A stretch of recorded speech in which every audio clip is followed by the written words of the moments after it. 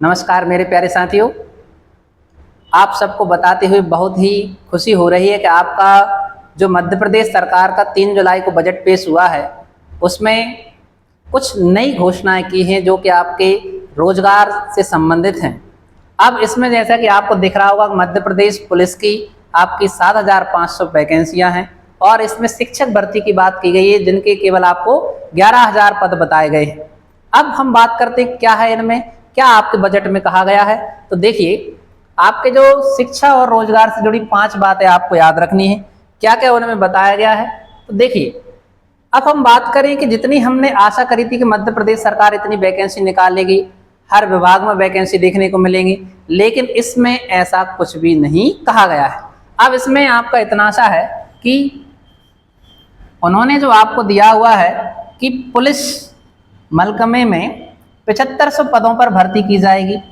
इसकी चरण प्रक्रिया अंतिम चरण में है, यानी अब आपके जैसे अभी पुराने ही जो है भर्तियों के फिजिकल रह गए हैं, आपके उनके फिजिकल होंगे आपके। जैसे ही वो भर्तियां कंप्लीट हो जाएंगी तभी जाके आपके 75 से पदों पर भर्तियां निकाली जाएंगी। अब इसमें ऐसा, आप जब दैनिक भास्कर देखते हैं तो उसमें कहा गया है 6000 कांस्टेबल होंगे। कांस्टेबल कितने होंगे आपके? 6000 पद होंगे। और आप देख रहे हैं टोटल आपके 7500 पद हैं। तो ऐसा अनुमान लगाया जाता है कि इनमें जो 1500 पद होंगे आपके, वो एएसआई और एसआई के होंगे। एएसआई और एसआई के पद होंगे। तो ये आपके लिए बहुत अच्छी खुशखबरी की बात है। और क्या कहा गया है, अब देखिए, अब इसमें एक और कहा गया है कि स्कूल में शिक्षकों के साथ ही खेल और संगीत के 11,000 पदों पर भर्तियां की जाएंगी। यानी अब आपके टीचर्स जो भर्ती है, अब उनके भी पद निकलेंगे। टीचर्स के कितने पद निकलेंगे आपके? तो आप बताओगे कि आपकी सर जो शिक्षक भर्ती है, कौन सी भर्ती है? शिक्षक भर्ती है, इसके 11,000 पद हैं।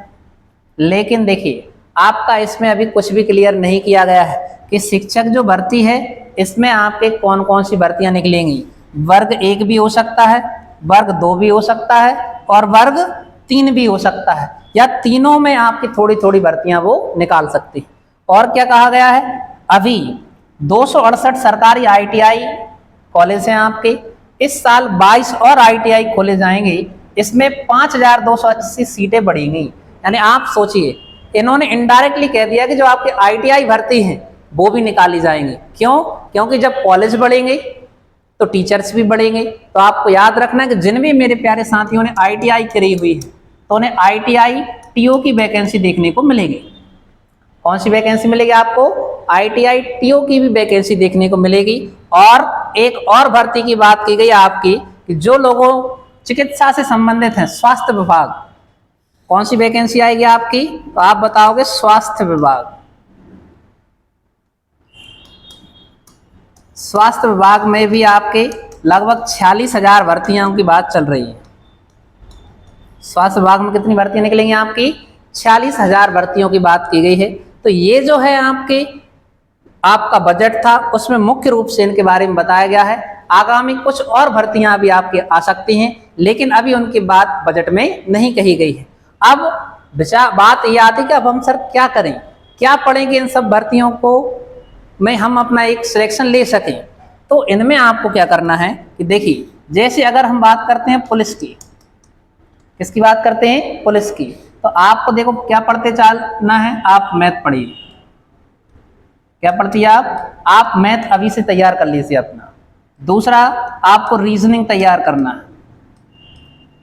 क्या तैयार करना है आपको? रीजनिंग। और साथ में ही आपको जीके भी तैयार करना है। अब जीके, अगर आप मान लीजिए रेलवे का एग्जाम भी देते हैं, तो मेरे हिसाब से आपको सारी की सारी इंडिया की जीके कवर करनी चाहिए। सब्जेक्ट पर कमांड करिए आप अपने। अभी केवल एक वैकेंसी के लिए मत पढ़िए आप अपने सब्जेक्ट को स्ट्रॉन्ग कीजिए, जिसमें जीके में आप अपना हिस्ट्री पढ़ लीजिए, यानी इतिहास, भूगोल पढ़ लीजिए आप, संविधान पढ़ लीजिए आप, विज्ञान पढ़ लीजिए आप। ये सब्जेक्ट आप जैसे ही कंप्लीट कर लेंगे, तो ये मान लीजिए आप जैसे ही वैकेंसी आती है, आपको ज़्यादा मेहनत करने की ज़रूरत नहीं है। यही हम बात करें शिक्षक भर्ती की, किसकी बात करते हैं? शिक्षक भर्ती। तो शिक्षक भर्ती के लिए देखिए अभी आप जो पढ़ सकते हैं वो है आपका जो बेस है, आपका जो मेन सब्जेक्ट है उस पर ध्यान दीजिए आप, और साथ साथ में आप मैथ पढ़ते रहिए, चाहे वो वर्ग 3 हो वर्ग 2 हो, आपका जो मैथ आता है उसको मैथ को पढ़िए आप, थोड़ी बात आप रीजनिंग भी लगाते रहिए, ठीक है ना। और आप एक जो विषय पढ़ सकते हैं उसका नाम है बाल विकास, थोड़ा सा आप इसके बारे में ही पढ़ते रहिए। ये शिक्षक भर्ती में आपके जो ज़्यादातर नंबर आते हैं वो आपको लाभदायक रहेंगे। ऐसे करके हम जितनी भी सारी भर्तियां आपकी आती हैं उन सब के बारे में एलिजिबल हो सकते हैं और उन पेपर दे सकते हैं, है ना। तो आशा है कि आपको ये वैकेंसी का फॉर्मेट समझ में आया होगा।